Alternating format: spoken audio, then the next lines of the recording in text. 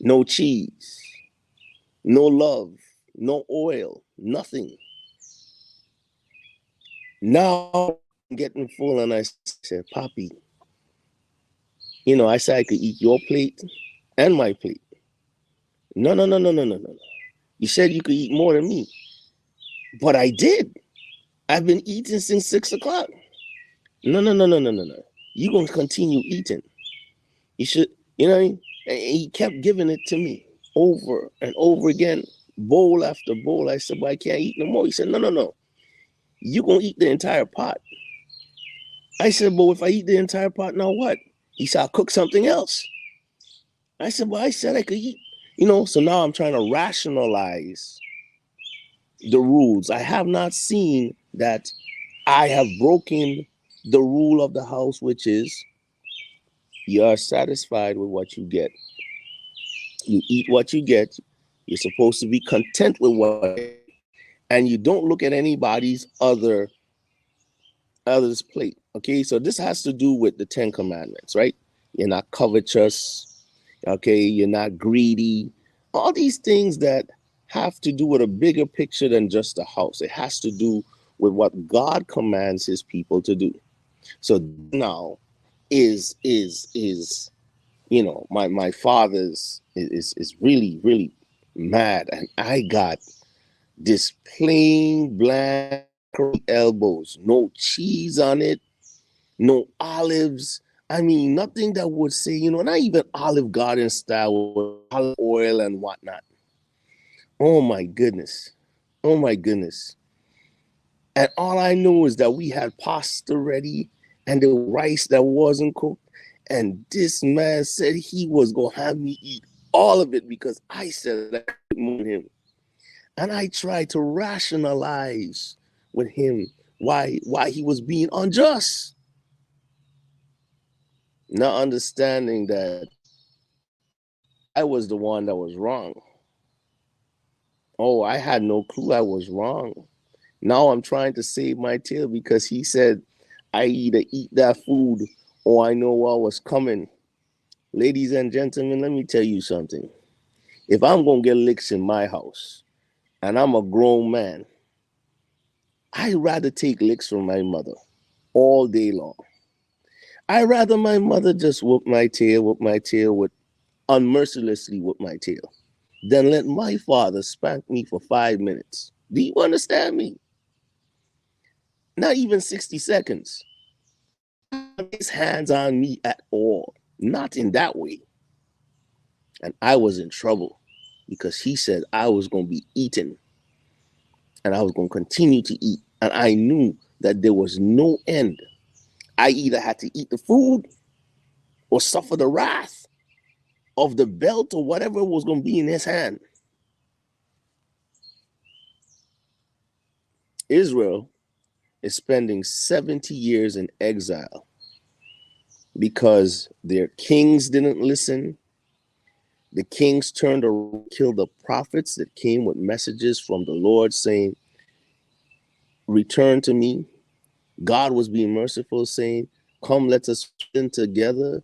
Though your sins be as scarlet, they shall be like wool. Or they shall be whiter than snow. You guys know the verse I'm talking about. Me and Israel were in the same boat, bro. Israel and I were in the same boat. We made stupid decisions. And collectively, Israel did. I did. I was thinking with my belly. I totally forgot that I could ask for seconds. I was being greedy. But even at that point in time, and I'm saying this in hindsight, I'm telling you this in hindsight. I'm not telling you because at the time I recognized that. I'm not telling you because at the time I saw the folly or foolishness of my ways. No, I was trying to shield my booty. I was trying to rationalize with my father that he was being unjust. When Daniel is here speaking, he says, we have sinned. and committed iniquity. At the time, ladies, and I didn't even know I sinned or committed iniquity. When my father gave me the ultimatum of eating that entire pot of macaroni elbow or getting licks, it was about avoiding the licks. It wasn't about my wrongdoing. And gentlemen, this is about now 4 or 5 o'clock in the morning. Oh, I'm a champion. You best believe I'm eating, I'm eating for survival. Oh no, you don't understand.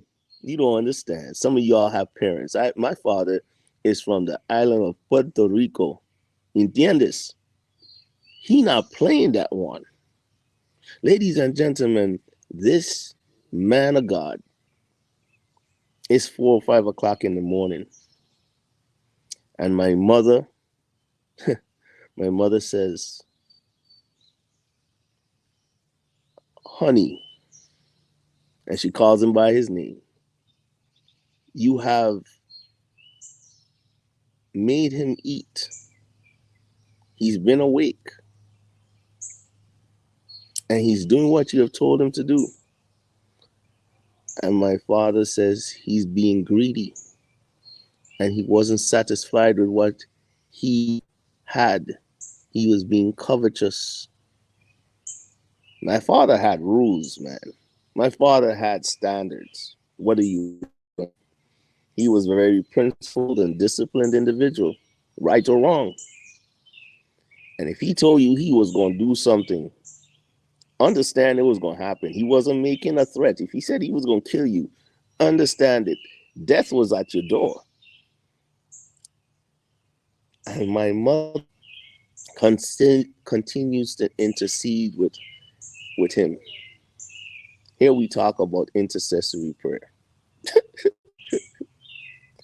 Ladies and gentlemen, I'm wrong. Dead wrong. Should not be given a chance. I deserve everything that's coming to me. I'm eating, and I know that I can't eat no more. I haven't even drank anything with it because I know if I drink, I am not going to eat anymore. And my mother is talking to him, son, and I realize that I'm about to get licked. I'm about to feel the wrath. And I start to pray a little bit, I start to pray, Lord, don't let Poppy beat me. I start to be concerned. Don't let Poppy beat me. Daniel here, recognizing that the 70 years are nearing the end, he prays on behalf of the nation. At the time, Daniel is not the only prophet in Babylon. There are other prophets, but Daniel here says he puts himself in sackcloth and ashes and makes his petition before the Lord. He doesn't exclude himself from wrongdoing. He says, we have sinned. We have brought this iniquity on ourselves. I want to read the ending part before, if you go to me to Daniel 9, 19. We'll start at 19 and we'll probably just read until 21. After he makes his supplication and he tells the Lord that, hey, we have not followed your laws. We have not listened to your prophets that you have sent. We have we've sinned against you. He's like, hear, O Lord. O Lord, forgive. O Lord, consider and do it. Defer not for thine own sake. God is in his right to destroy. God is in his right to inflict pain or give consequences for our wrongdoing. God is not the one that is wrong here.